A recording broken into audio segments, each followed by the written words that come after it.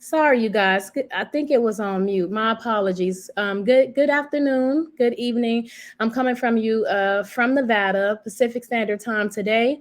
For those who don't know me, my name is Kayla Joshua, and I am a financial services mentor. What I do is help small business owners who make under 500K learn how to make 100K in 90 days using taxes. And I also have a coaching program as well, which is called the Knowledge Solutions Coaching Program that shows you how to, I will actually have a framework that shows you how to establish your business correctly using my 5-step power program. And I wanted to come to you guys today a little bit from experience and history. I was a W 2 employee and I'm also self employed as well. For those who don't know me, I quit my job with the state of Nevada in October of 2022. So this is my first time being just completely self-employed, and it has definitely been a journey for me. So for those who are W-2 and self-employed, I take my hat off to you. I heard somebody say today that, hey, Nisha, I heard somebody say today, hi, Tyra, that look at your W 2 job as kind of like your investor. While you're still working a W 2 job, even if it's part time, full time, hey, Charmaine, use that and use those funds to be able to invest in yourself and your business. And so I wanted to give a little bit of attention to what is the huge difference between being a W 2 employee and a self employed employee. So let's get into it.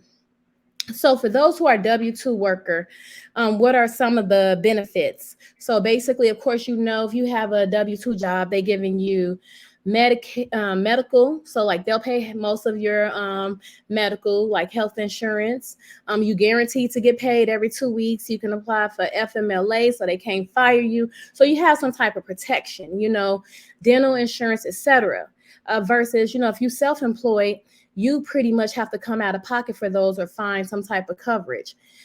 Taxes with W-2 employees, you kind of pay half the tax because you paying half the taxes on the money you make and your employer is paying half of the taxes, and then they pay you for trainings. So that's some of the biggest difference between the W-2 employees and the self-employed people. So like 1099, independent contractors, etc. For those who are self-employed, you work at your own time and on your own pace. Like I was saying, I've been self-employed completely since October. So I create my own schedule. If I want to work from 7 to 3, I can do that. If I want to work from 7 to 7, I can do that. So if you're tired of people telling you what to do and how to do it and when to do it, then of course it's always good to be your own boss. So it's really good if you're like more so of a free spirited person and you don't want to be tied to a desk or tied to a schedule to be more self-employed. So it's like a lot of gig workers like Uber, Lyft. If you do hair, nails, etc., you work how much you want to work. You're trading your own time for money. And you get to put a tag on how much you want to charge when you're working. Now, a lot of people do both. I did both for a while. And sometimes it does become draining, but you want to make sure that if you do go straight self-employed, you know how to establish and set up your business correctly. So that way you're still getting the benefits if you were a W-2 employee. Me personally, so since I went from W-2 to self-employed, you know that your job was paying like the Medicare taxes and the Social Security taxes, etc. You can make yourself your own W-2 and still pay into that.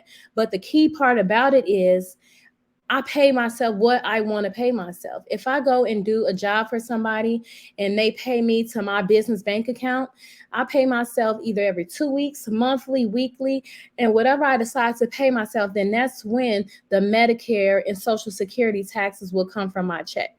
Or you could choose not to pay yourself at all. Hey, Latoria, good evening. And then, you will be responsible for paying those taxes.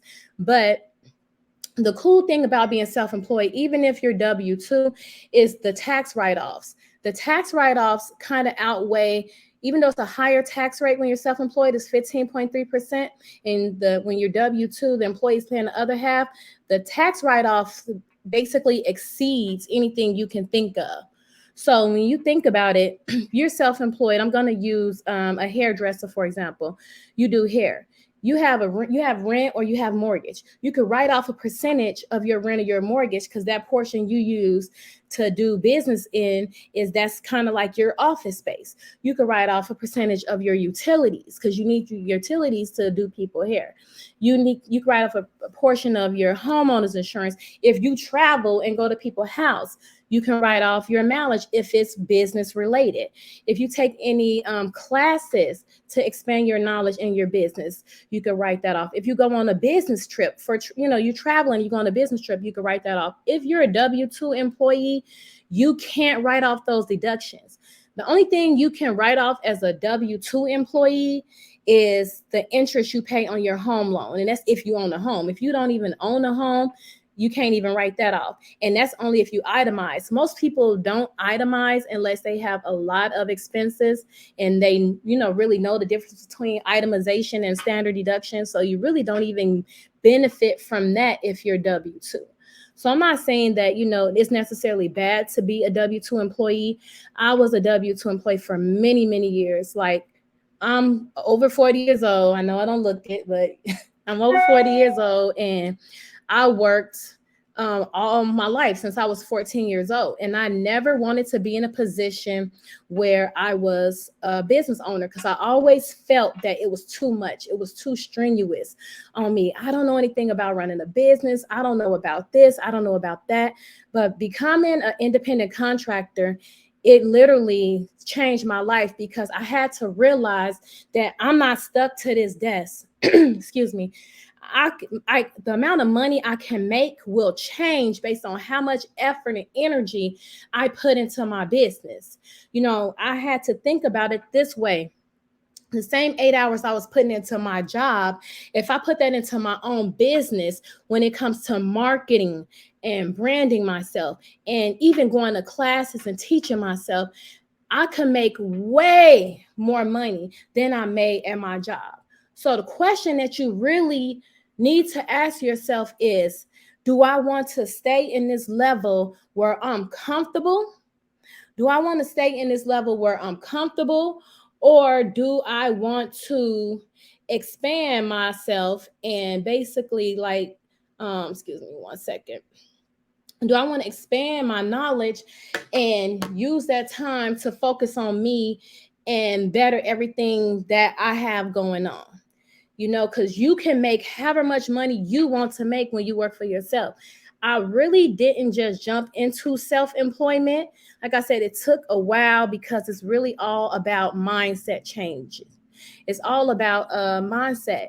And I was that person. I went to school. I have an associate's degree in juvenile justice with an emphasis in juvenile delinquency.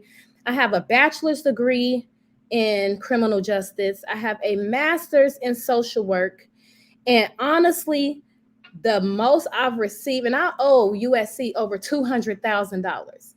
And, I don't regret anything that I did, but what I do regret is not believing in myself and having faith in myself that everything that I learned as an entrepreneur, how to do an LLC, how to structure it properly, learn about business credit, learn about mindset change.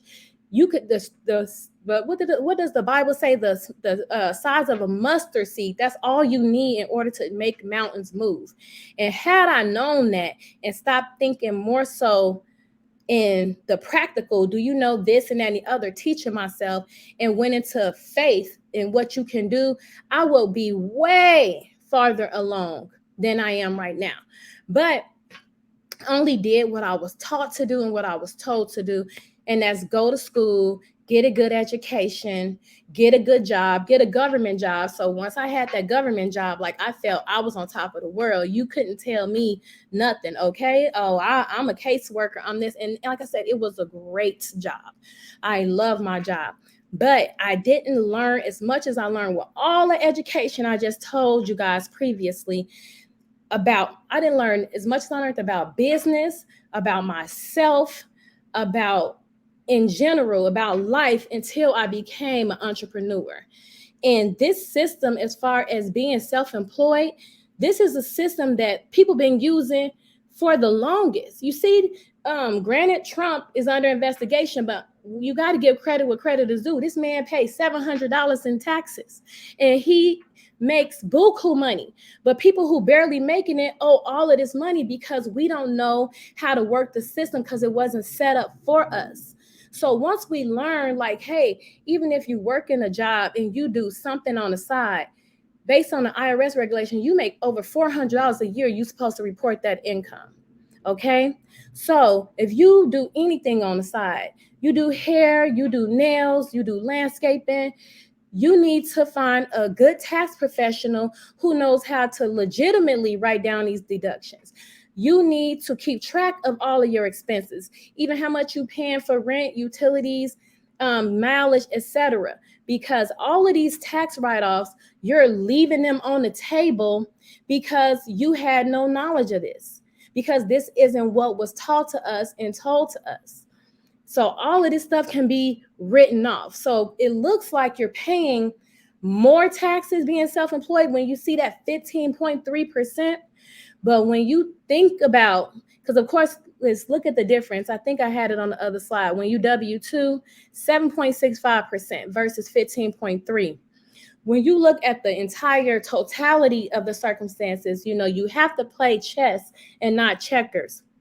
You're getting so much written off of your taxes, especially if you have dependents and you have a side hustle. Anything you buy, business expenses and so on and so forth, that is a write-off.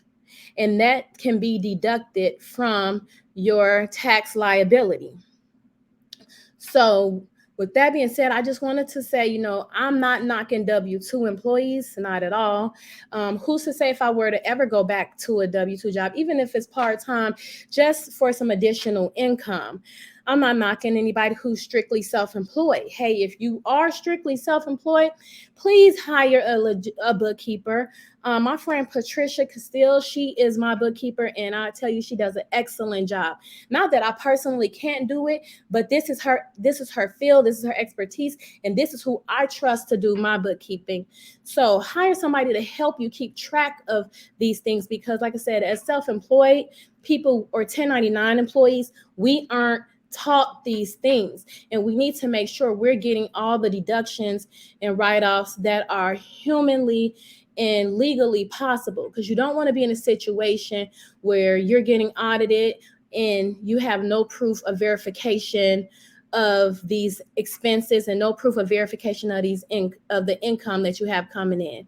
There's so many different apps like Hurdler and Wave that helps you take the information and literally pull it from your bank account information. Keep in mind, business bank account information, because you want a business account.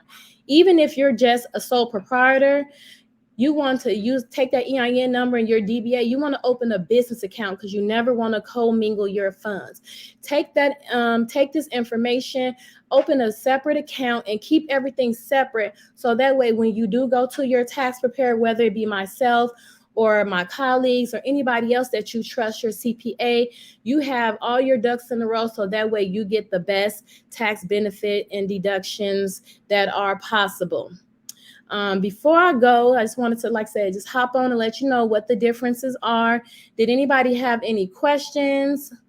And I have to look at my phone because it's not going to show me the questions on here. Oh, another thing too, even though this isn't part of the agenda, I'm going to put this out here before you guys ask, why you guys thinking of questions.